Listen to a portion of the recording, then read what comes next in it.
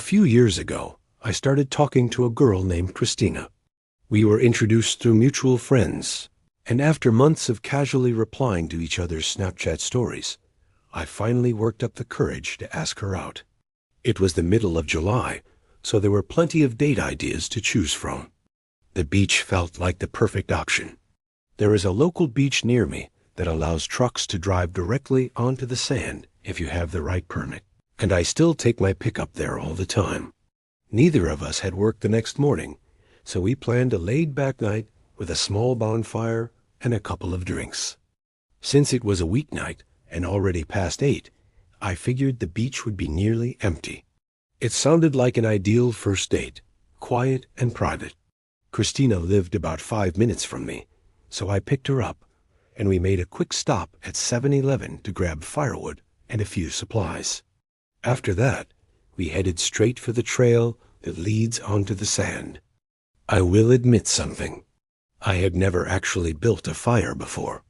The idea sounded great in theory, but once we got there, I started worrying that I would embarrass myself. The trail down to the beach is fairly long, and at one point, it splits. Almost everyone takes the right path toward the main beach, but I usually turn left. That side is smaller, less known, and much more private. We went left. When we reached that section of the beach, we were completely alone. With my high beams on, I could see far down the shoreline. There were no other trucks or people anywhere in sight.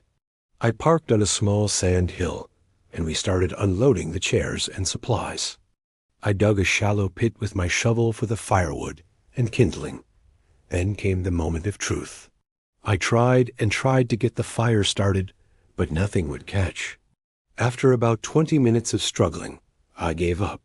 It was definitely embarrassing, but Christina laughed it off, and we decided to just sit in the dark and drink the beers we brought. For a while, the only sound was the steady rhythm of waves rolling onto the shore. Then Christina leaned closer and whispered that she heard something else. I focused, trying to separate the ocean from whatever she was talking about. That was when I heard it too. A whistling sound, not like a bird. It was clearly human. We looked at each other, both instantly unsettled. The whistle sounded close, too close. Since we had no light besides the stars, I walked back to my truck and switched on the headlights. The second the beams lit up the sand, Christina screamed. We both saw him. It was just the back of a man's head at first, moving quickly away through the tall beach grass on the small dune above my truck. He must have been there the entire time, watching us. I shouted at him to get lost. Without thinking it through, I ran up the sandy hill after him. Within seconds, I lost sight of him. The grass was tall and thick. He could have been crouched anywhere. I pulled out my phone and turned on the flashlight, standing on my toes to try and see over the grass.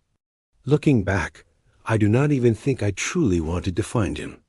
I should have just gotten back in the truck and left immediately. Christina called out to me, telling me to forget it and come back. Then I heard the whistle again. This time it was right there. It sounded like it came from less than 10 feet away. Christina heard it too and practically begged me to get back to the truck. I finally listened. I went down the dune and hurriedly started throwing our chairs and bags into the bed of my truck. As I climbed into the driver's seat, I froze. There was a low humming sound coming from the same patch of grass. At that point, it was obvious. Whoever this was, he was deliberately trying to scare us. We both got inside, and I turned off the headlights while starting the engine. I sat there for a moment in the dark.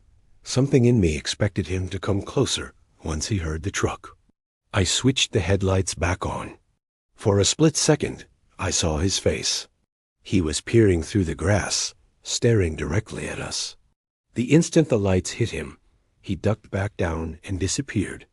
I was furious and tempted to jump out and confront him. Christina grabbed my arm and stopped me. She reminded me that we had no idea who this person was. He could have been unstable. He could have been armed. She was right. I put the truck in gear and drove off the beach. The entire ride out felt tense. We kept checking behind us to make sure no headlights appeared in pursuit. To this day, I have no idea what that man wanted or why he was there.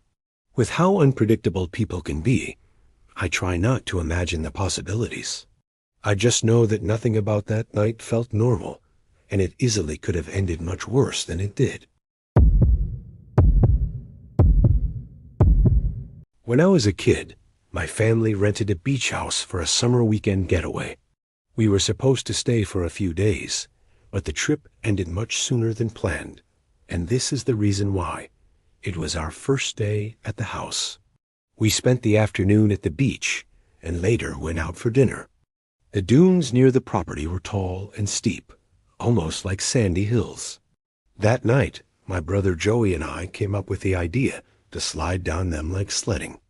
We searched through the closets inside the house and found a couple of large cardboard boxes. We tore them apart and cut out flat pieces to use as makeshift sleds. Our parents were fine with us going outside after dark, as long as we stayed close to the house and did not wander off too far. We found what looked like the tallest dune nearby and started sliding down on the cardboard. It actually worked better than we expected. On Joey's third or fourth run, once he reached the bottom, he yelled up to me, "Tyler, what is that?"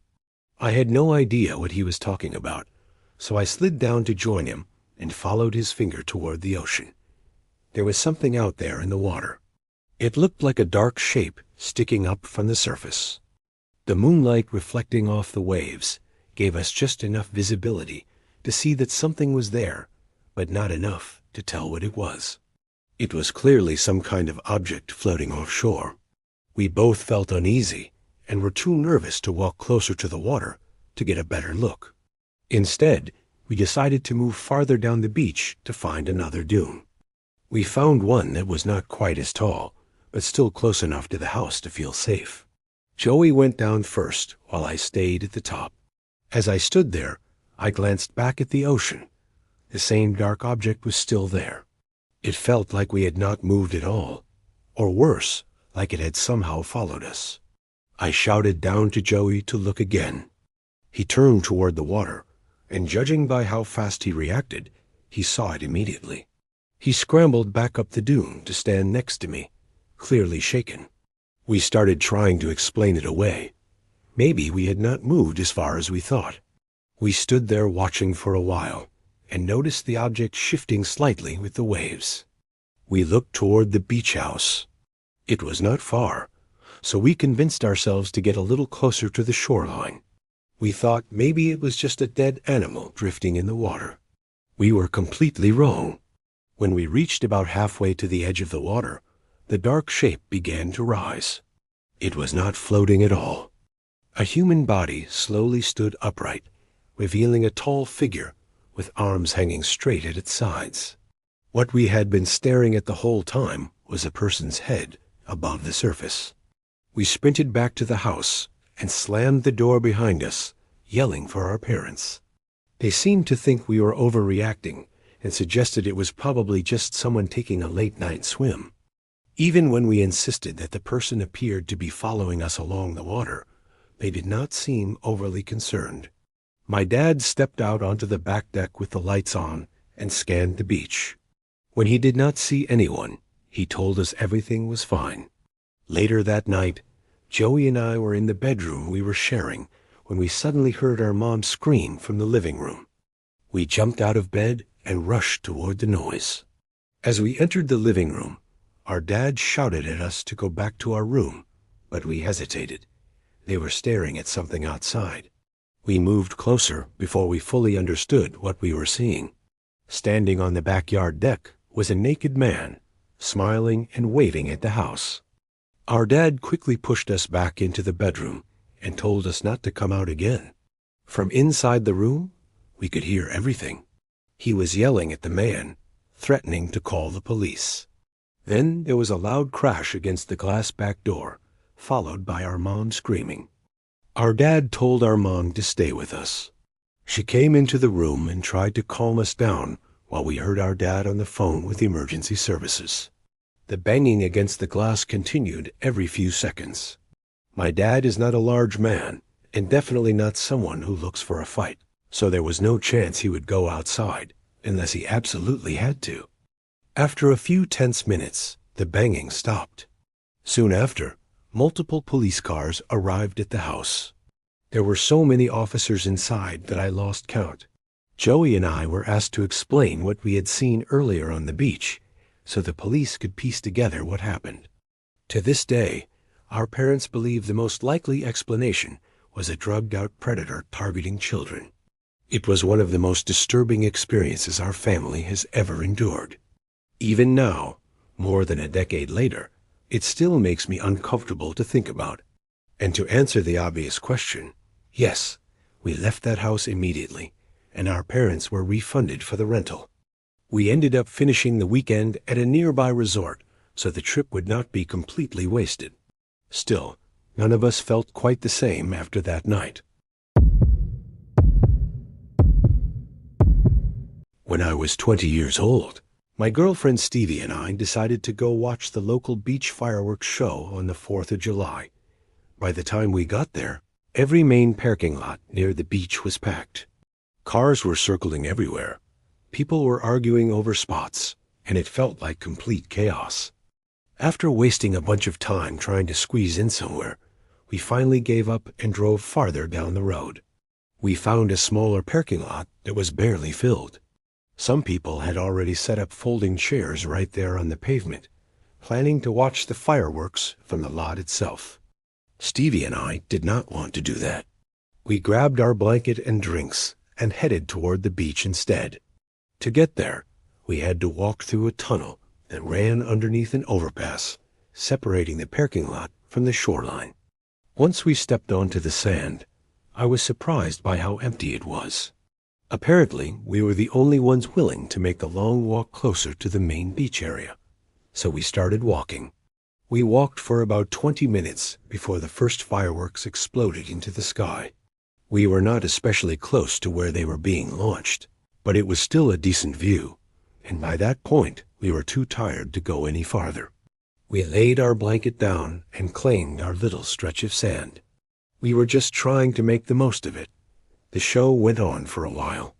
About 10 minutes in, I heard voices somewhere behind us. I turned my head and noticed a small group of people standing off in the distance.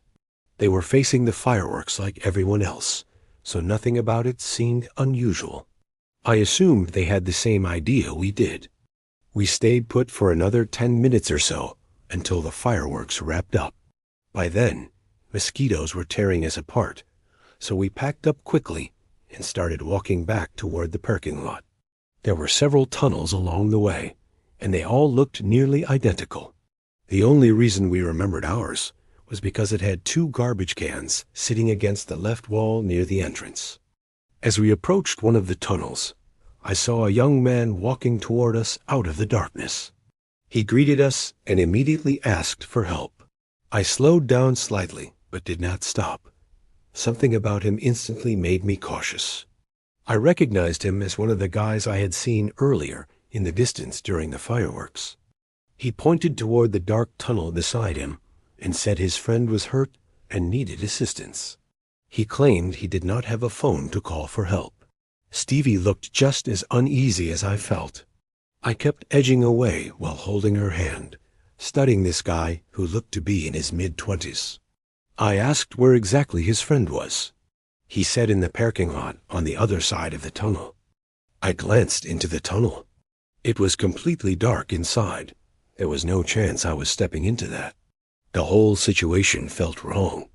I told him sorry, that we were in a rush, and gently pulled Stevie along as we continued walking. His voice shifted immediately from polite to irritated. He called me a piece of shit as we moved away. I did not respond. I just told Stevie quietly to keep walking. Every few seconds I checked over my shoulder. That was when I saw that he was not alone anymore. 2 other guys had joined him, and the 3 of them were following us at a close distance. That confirmed it. There was no injured friend. We were about to get chunked. I could feel it in my gut. I told Stevie to head toward the tunnel with the 2 garbage cans. I figured if we both suddenly ran, it would set them off to chase us immediately. She moved ahead in a subtle jog, trying not to make it obvious. Behind me, the men were getting closer. I wanted to buy Stevie enough time to reach the car before I made my move. As I reached the correct tunnel, I turned again. The 3 of them were almost right behind me now. One of them started shouting. Stevie was calling my name, but I could not stop. The moment I stepped into the tunnel, I felt like they were about to grab me from behind, so I took off running. I heard their footsteps pounding on the concrete right behind me. I was barefoot, and the rough surface tore at my feet as I sprinted, but I did not care. Adrenaline drowned out the pain. I was running purely on fear. I burst out of the tunnel into the parking lot, which was thankfully lit by streetlights. Somewhere in the darkness behind me, the 3 men stopped chasing. The lot was nearly empty now, except for 2 random cars and mine. Stevie was already inside with the headlights on. I ran to the car, jumped in, and locked the doors. Before pulling away, I glanced back one last time toward the tunnel. 2 of the 3 guys were standing just inside the entrance, maybe 10 feet in, watching us. I threw the car into drive and sped out of the lot. As we merged onto the parkway, I have never felt more relieved to see the glow of brake lights from traffic backed up with people leaving the main beach. I do not know whether we were about to be robbed or something worse, but those men clearly had a plan that night. I am just grateful we did not walk straight into it.